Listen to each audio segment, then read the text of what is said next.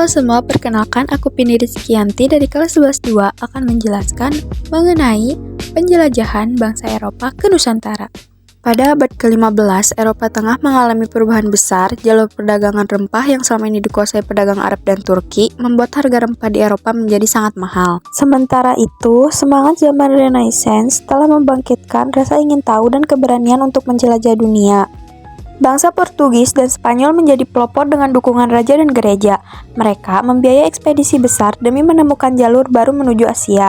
Bagi mereka, Nusantara bukan sekedar tanah jauh di timur, tetapi sumber masih jauh yaitu cengkih, pala, dan lada, rempah yang nilainya setara dengan emas. Selain faktor ekonomi, penjelajahan juga didorong oleh semangat 3G yaitu Gold, Glory, dan Gospel. Gold berarti mencari kekayaan, terutama dari perdagangan rempah. Glory berarti meraih kejayaan dan kekuasaan bagi negara.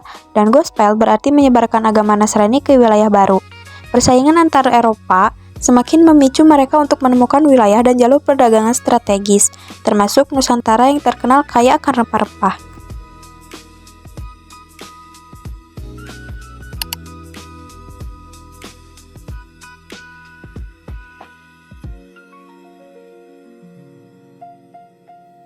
Dimulai dengan Bartolomeu Dias, Portugis ingin menemukan jalur laut menuju Asia tanpa harus melewati jalur darat yang dikuasai pedagang Arab dan Turki.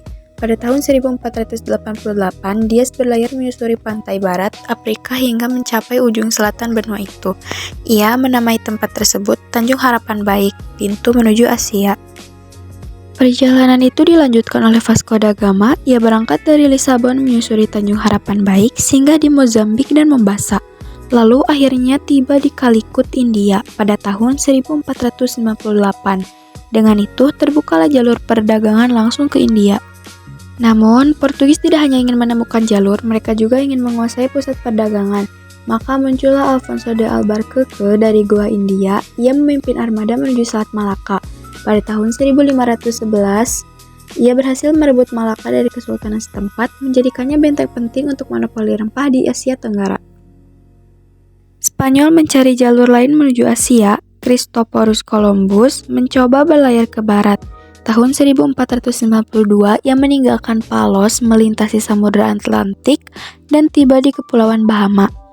Ia mengira telah sampai di Asia, padahal ia sebenarnya menemukan benua baru, yaitu Amerika.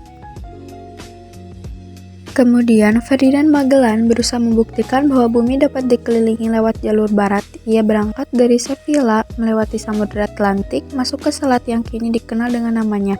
Lalu menyeberangi Samudra Pasifik. Sayangnya, ia gugur di Mactan, Filipina tahun 1521. Ekspedisi itu diteruskan oleh Juan Sebastian de Elcano. Dengan gagah berani, ia memimpin sisa armada dari Filipina menuju Maluku, lalu pulang melewati Samudra Hindia dan Tanjung Harapan Baik.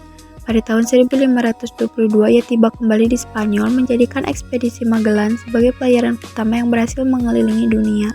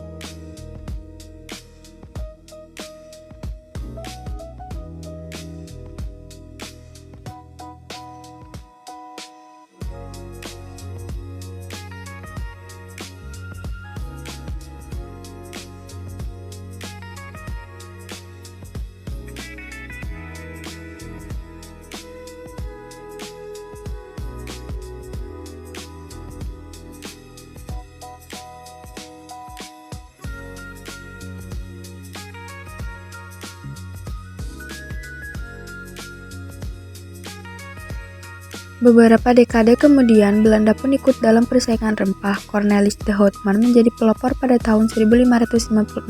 Ia berlayar dari Belanda, melewati Tanjung Harapan Baik lalu sampai di Banten, Jawa. Inilah awal mula hubungan dagang Belanda dengan Indonesia. Setelah itu, Jacob van Eyck melanjutkan usaha besar ini. Tahun 1598, ia memimpin ekspedisi ke Maluku. Van Eyck berhasil menjalin hubungan dengan kerajaan setempat dan kembali ke Belanda membawa rempah dalam jumlah melimpah.